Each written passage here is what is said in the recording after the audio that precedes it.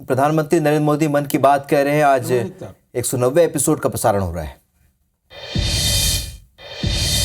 श्रद्धा भाव से जुड़कर अपने क्षेत्र के धार्मिक स्थलों की साफ सफाई की। मुझे कितने ही लोगों ने इससे जुड़ी तस्वीरें भेजी हैं, वीडियो भेजे हैं। ये भावना रुकनी नहीं चाहिए। ये अभियान रुकना नहीं चाहिए। सामूहिकता की यही शक्ति हमारे देश को सफलता की नई ऊंचाई पर पहुंचाएगी। मेरे प्यारे देशवासियों, इस बार 26 जनवरी की परेड बहुत ही अद्भुत रही, लेकिन सबसे ज्यादा चर्चा परेड में विमेन पावर को देखकर हुई। जब कर्तव्य पथ पर केंद्रीय सुरक्षा बलों और दिल्ली पुलिस की महिला टुकड़ियों ने कदम ताल शुरू किया तो सभी गर्व से भर उठे। महिला बैंड का मार्च देखकर, उनका जबरदस्त तालमेल देखकर देश विदेश में लोग झूम उठे। इस बार परेड में मार्च करने वाले 20 दस्तों में से 11 दस्ते महिलाओं के ही थे। हमने देखा कि जो झांकी निकली उसमें भी सभी महिला कलाकार ही थी। जो सांस्कृतिक कार्यक्रम है उसमें भी करीब 1,500 बेटियों ने हिस्सा लिया था। कई महिला कलाकार शंख, नादस्वरम और नागदा जैसे भारतीय संगीत वाद्य यंत्र बजा रही थी। डीआरडीओ ने जो झांकी निकाली उसने भी सभी का ध्यान खींचा।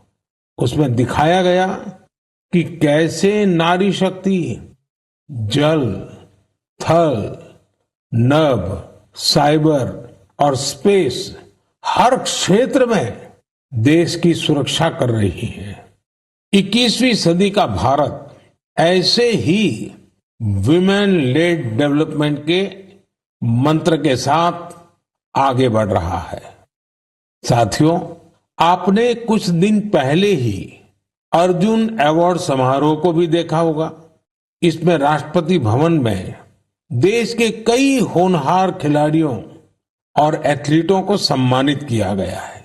यहां भी जिस एक बात ने लोगों का खूब ध्यान खींचा वो थी अर्जुन पुरस्कार पाने वाली बेटियां और उनकी लाइफ जर्नीज। इस बार 13 विमेन एथलीट्स को अर्जुन अवार्ड से सम्मानित किया गया है। इन विमेन एथलीट्स ने अनेकों बड़े टूर्नामेंटों में हिस्सा लिया और भारत का परचम लहराया। शारीरिक चुनौतियां, आर्थिक चुनौतियां इन साहसी और टैलेंटेड खिलाड़ियों के आगे टिक नहीं पाई। बदलते हुए भारत में हर क्षेत्र में हमारी बेटियां, देश की महिलाएं कमाल करके दिखा रही है। एक और क्षेत्र है जहां महिलाओं ने अपना परचम लहराया है, वो है सेल्फ हेल्प ग्रुप। आज विमेन सेल्फ हेल्प ग्रुप्स की देश में संख्या भी बढ़ी है और उनके काम करने के दायरे का भी बहुत विस्तार हुआ है। वो दिन दूर नहीं जब आपको गांव-गांव में, खेतों में नमो ड्रोन दीदियां ड्रोन के माध्यम से खेती में मदद करती हुई दिखाई देगी। मुझे यूपी के बहराइच में स्थानीय चीजों के उपयोग से बायो फर्टिलाइजर और बायो पेस्टिसाइड तैयार करने वाली महिलाओं के बारे में पता चला।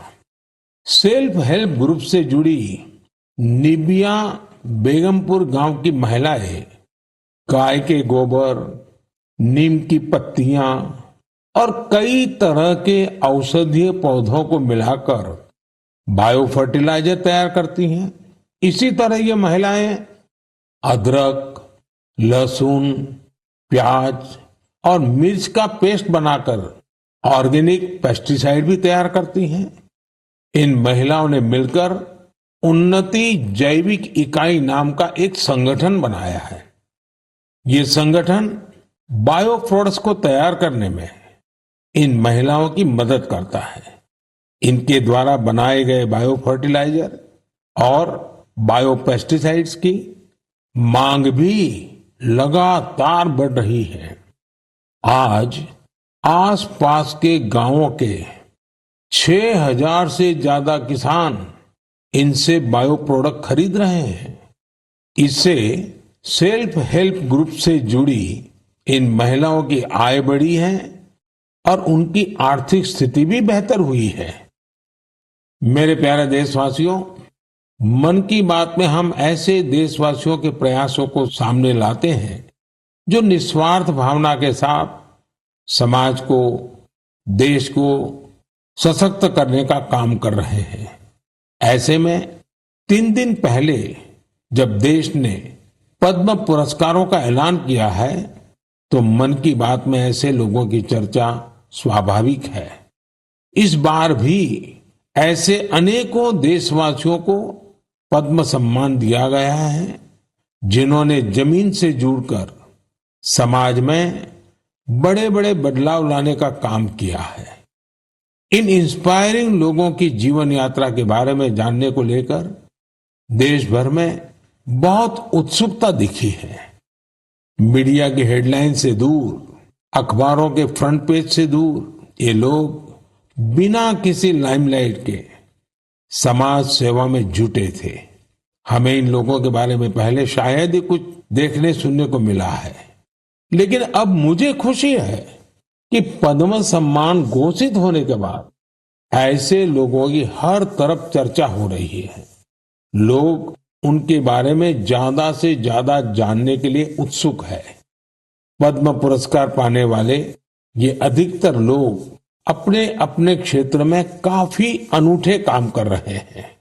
जैसे कोई एम्बुलेंस सर्विस मुहैया करवा रहा है, तो कोई बेसहारों के लिए सिर पर छत का इंतजाम कर रहा है। कुछ ऐसे भी हैं जो हजारों पेड़ लगाकर प्रकृति संरक्षण के प्रयासों में जुटे हैं। एक ऐसे भी हैं जिन्होंने चावल की 650 से अधिक किस्मों के संरक्षण का काम किया है। एक ऐसे भी हैं जो ड्रग्स और शराब की लत की रोकथाम के लिए समाज में जागरूकता फैला रहे हैं। कई लोग तो सेल्फ हेल्प ग्रुप, विशेषकर नारी शक्ति के अभियान से लोगों को जोड़ने में जुटे हैं।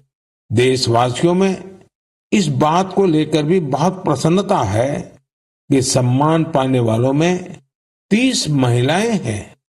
ये महिलाएं जमीनी स्तर पर अपने कार्यों से समाज और देश को आगे ले जा रही हैं। साथियों, पद्म सम्मान पाने वालों में हर किसी का योगदान देशवासियों को प्रेरित करने वाला है। इस बार सम्मान पाने वालों में बड़ी संख्या उन लोगों की है जो शास्त्रीय नृत्य, शास्त्रीय संगीत, लोक नृत्य, थिएटर और भजन की दुनिया में देश का नाम रोशन कर रहे हैं। प्राकृत, मालवी और लंबाड़ी भाषा में बहुत ही शानदार काम करने वालों को भी ये सम्मान दिया गया है। विदेश के भी कई लोगों को पद्म पुरस्कार से सम्मानित किया गया है, जिनके कार्यों से भारतीय संस्कृति और विरासत को नई ऊंचाई मिल रही है। इनमें फ्रांस, ताइवान, मैक्सिको और बांग्लादेश के नागरिक भी शामिल है। साथियों, मुझे इस बात की बहुत खुशी है कि पिछले 1 दशक में पद्म सम्मान का सिस्टम पूरी तरह से बदल चुका है। अब ये पीपल्स पद्मा बन चुका है। पद्म सम्मान देने की व्यवस्था में कई बदलाव भी हुए हैं। अब इसमें लोगों के पास खुद को भी नॉमिनेट करने का मौका रहता है। यही वजह है कि इस बार 2014 की तुलना में 28 गुना ज्यादा नॉमिनेशंस प्राप्त हुए हैं। इससे पता चलता है कि पद्म सम्मान की प्रतिष्ठा, उसकी विश्वसनीयता, उसके प्रति सम्मान हर वर्ष बढ़ता जा रहा है। मैं पद्म सम्मान पाने वाले सभी लोगों को फिर अपनी शुभकामनाएं देता हूं। मेरे प्यारे देशवासियों, कहते हैं हर जीवन का एक लक्ष्य होता है। हर कोई एक लक्ष्य को पूरा करने के लिए ही जन्म लेता है। इसके लिए लोग पूरी निष्ठा से अपने कर्तव्यों का पालन करते हैं। हमने देखा है कि कोई समाज सेवा के माध्यम से, कोई सेना में भर्ती होकर, कोई अगली पीढ़ी को पढ़ाकर अपने कर्तव्यों का पालन करता है। लेकिन साथियों, हमारे बीच ही कुछ लोग ऐसे भी होते हैं जो जीवन के अंत के बाद भी समाज जीवन के प्रति अपने दायित्वों को निभाते हैं, और इसके लिए उनका माध्यम होता है अंगदान। हाल के वर्षों में देश में 1000 से अधिक लोग ऐसे रहे हैं जिन्होंने अपनी मृत्यु के बाद अपने अंगों का दान कर दिया। ये निर्णय आसान नहीं होता, लेकिन ये निर्णय कई जिंदगियों को बचाने वाला होता है। मैं उन परिवारों की भी सराहना करूंगा जिन्होंने अपने करीबियों की आखिरी इच्छा का सम्मान किया। आज देश में बहुत से संगठन भी इस दिशा में बहुत प्रेरक प्रयास कर रहे हैं। कुछ संगठन लोगों को अंगदान के लिए जागरूक कर रहे हैं। कुछ संस्थाएं अंगदान करने के इच्छुक लोगों का रजिस्ट्रेशन कराने में मदद कर रही हैं। ऐसे प्रयासों से देश में ऑर्गन डोनेशन के प्रति सकारात्मक माहौल बन रहा है और लोगों की जिंदगियां भी बच रही है। मेरे प्यारे देशवासियों, अब मैं आपसे भारत की एक ऐसी उपलब्धि साझा कर रहा हूं जिससे मरीजों का जीवन आसान बनेगा, उनकी परेशानी कुछ कम होगी। आप में से कई लोग होंगे जिन्हें इलाज के लिए आयुर्वेद, सिद्धा या यूनानी की चिकित्सा पद्धति से मदद मिलती है, लेकिन इनके मरीजों को तब समस्या होती है जब इसी पद्धति के किसी दूसरे डॉक्टर के पास जाते हैं। इन चिकित्सा पद्धतियों में बीमारी के नाम, इलाज और दवाइयों के लिए एक जैसी भाषा का इस्तेमाल नहीं होता है। हर चिकित्सक अपने तरीके से बीमारी का नाम और इलाज के तौर तरीके लिखता है। इससे दूसरे चिकित्सक के लिए समझ पाना कई बार बहुत मुश्किल हो जाता है। दशकों से चली आ रही इस समस्या का भी अब समाधान खोज लिया गया है। मुझे ये बताते हुए खुशी हो रही है कि आयुष मंत्रालय ने आयुर्वेद, सिद्ध और यूनानी चिकित्सा से जुड़े डेटा और शब्दावली का वर्गीकरण किया है। इसमें विश्व स्वास्थ्य संगठन ने भी मदद की है। दोनों के प्रयासों से आयुर्वेद, यूनानी और सिद्ध चिकित्सा में बीमारी और इलाज के जुड़ी शब्दावली की कोडिंग कर दी गई है। इस कोडिंग की मदद से अब सभी डॉक्टर प्रिस्क्रिप्शन या अपनी पर्ची पर एक जैसी भाषा लिखेंगे। इसका एक फायदा ये होगा कि अगर आप वो पर्ची लेकर दूसरे डॉक्टर के पास जाएंगे तो डॉक्टर को इसकी पूरी जानकारी उस पर्ची से ही मिल जाएगी। आपकी बीमारी, इलाज, कौन कौन सी दवाएं चली हैं, कब से इलाज चल रहा है, आपको किन चीजों से एलर्जी है, ये सब जानने में उस पर्ची से मदद मिलेगी। इसका एक और फायदा उन लोगों को होगा जो रिसर्च के काम से जुड़े हैं। दूसरे देशों के वैज्ञानिकों को भी बीमारी, दवाएं और उसके प्रभाव की पूरी जानकारी मिल जाएगी।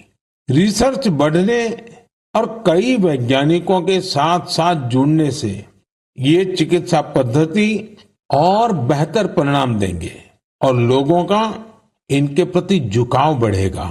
मुझे विश्वास है इन आयुष पद्धतियों से जुड़े हमारे चिकित्सक इस कोडिंग को जल्द से जल्द अपनाएंगे।